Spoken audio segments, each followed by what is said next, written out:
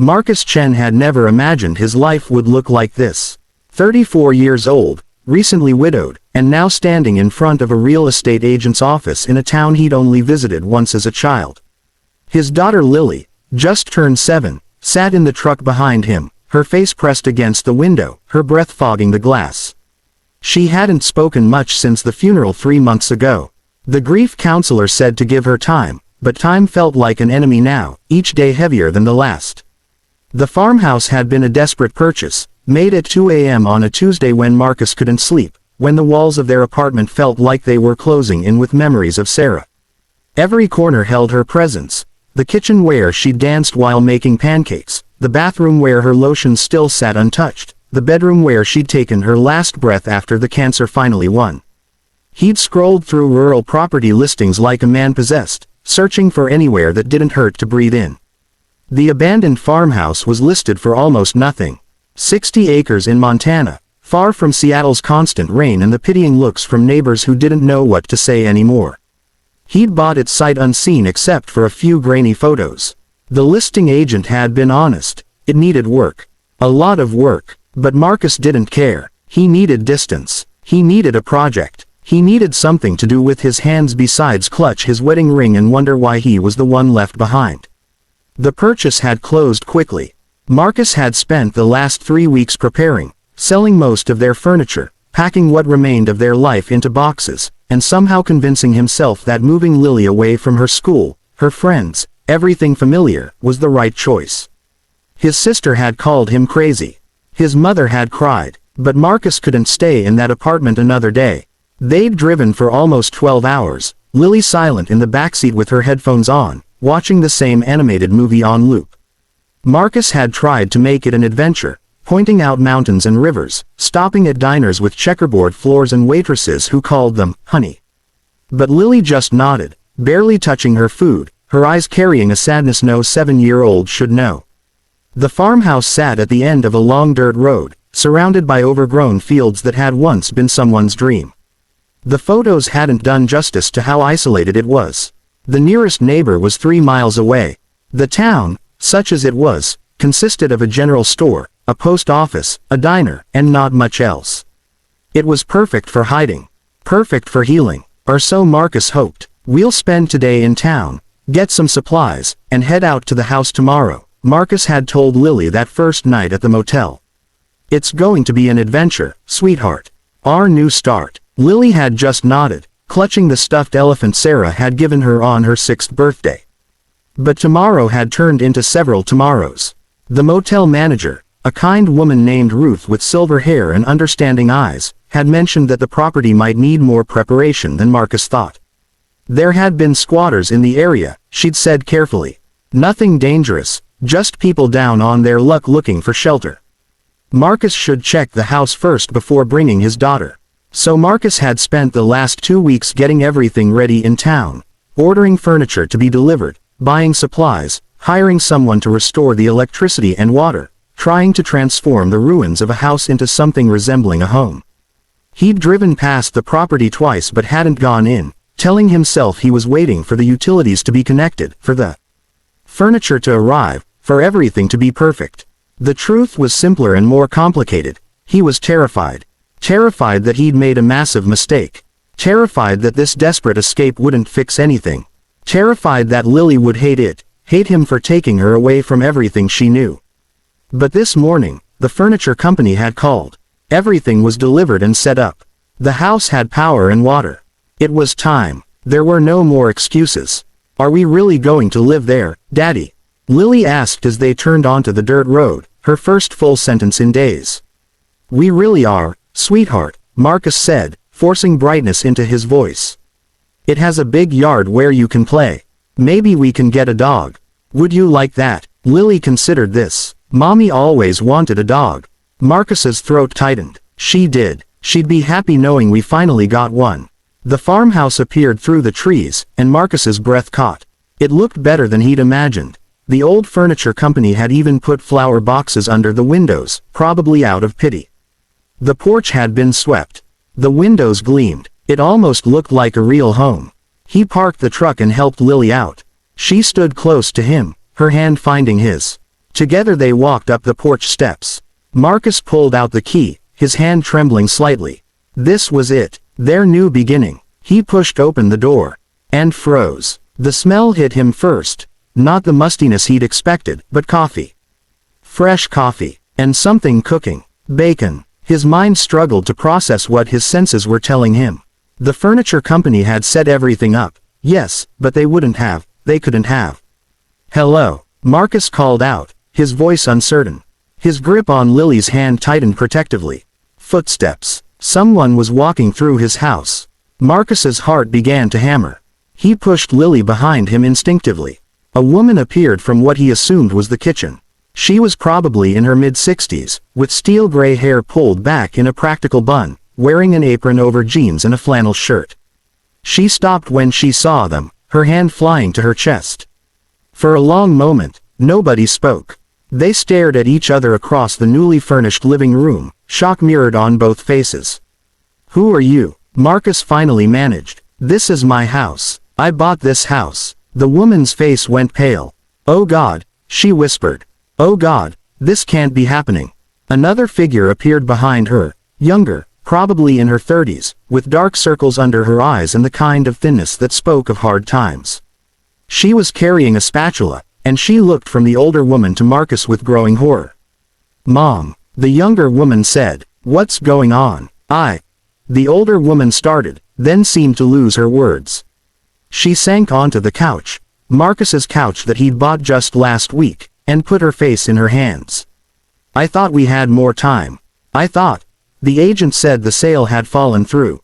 She said the property was going to be relisted. She said we could stay a little longer. Marcus felt anger rising through his confusion. I'm sorry, but you need to leave. This is my property. I have the deed. I bought this house legally. Daddy, I'm scared, Lily whispered behind him. The younger woman's eyes fixed on Lily, and something in her expression cracked. There's a child, she said softly. Mom, there's a child.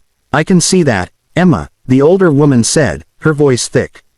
She looked up at Marcus, and he saw tears streaming down her face. Please, just give us a few hours. We'll pack our things. We'll be gone by evening. Please. You've been living here, Marcus asked, still trying to understand.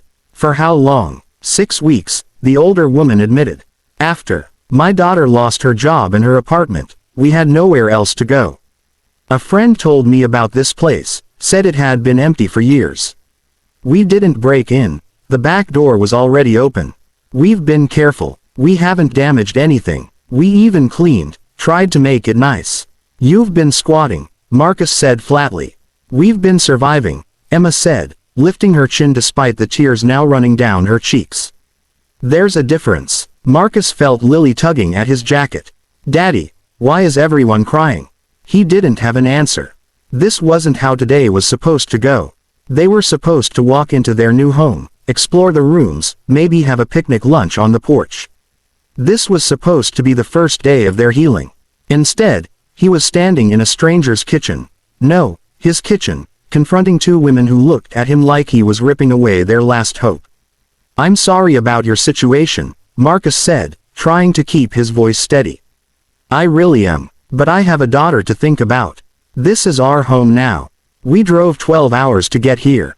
Everything we own is in that truck. I need you to leave. Where are we supposed to go? The older woman asked, and there was such desperation in her voice that Marcus felt it like a physical blow. The nearest shelter is 40 miles away, and they're full. I called yesterday. We've been calling everywhere. My Emma. She's pregnant. Marcus's eyes shot to the younger woman's stomach. She instinctively put a hand there, protective, and he saw the small swell beneath her loose shirt. 4 months, Emma said quietly. The baby's father, he's not in the picture. My mother sold her house to help me pay for fertility treatments before I lost my insurance. This baby is everything, and now we have nothing. Nothing except what's in our 2 suitcases upstairs.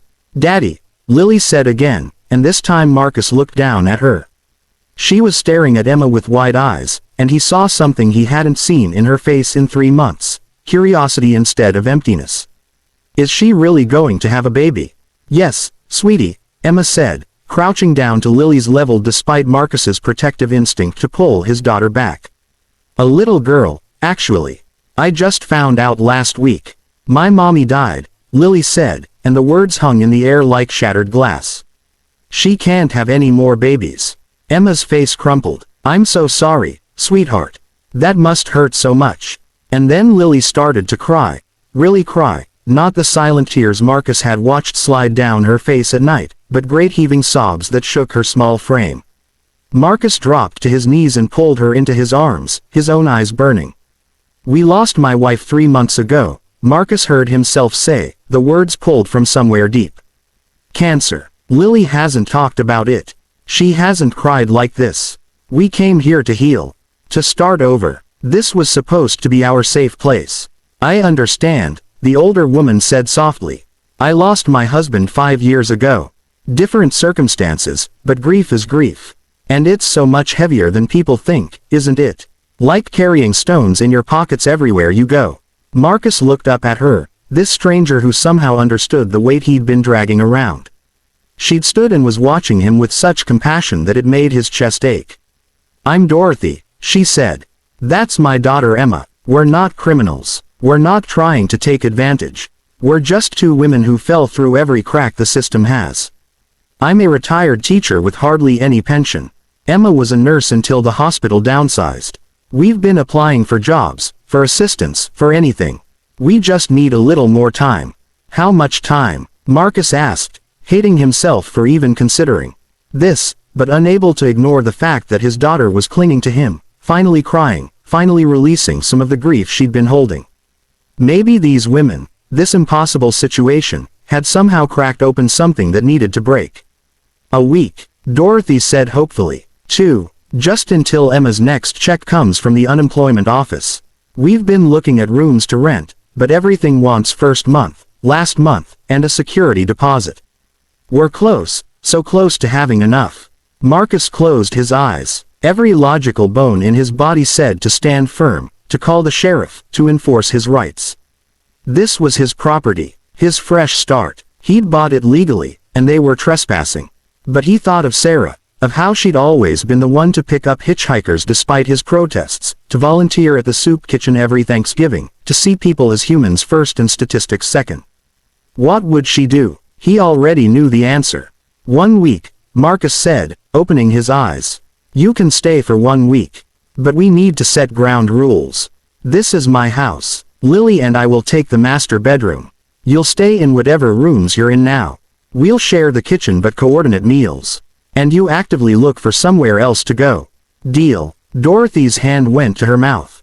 Are you serious? I must be losing my mind, Marcus said, but he felt Lily relaxing against him, her sobs quieting.